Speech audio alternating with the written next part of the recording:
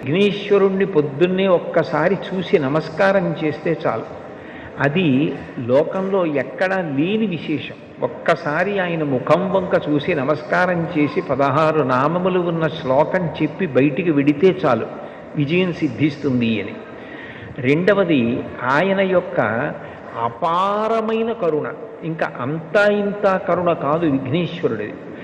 ఆయన క్షమించినంత తొందరగా ఎవ్వరూ క్షమించరు. మీరు చూడండి, అందరికన్నా ఎక్కువగా మరిచిపోయే లక్షణం ఎవరికి ఉంటుంది అంటే పిల్లల యందు ఉంటుంది.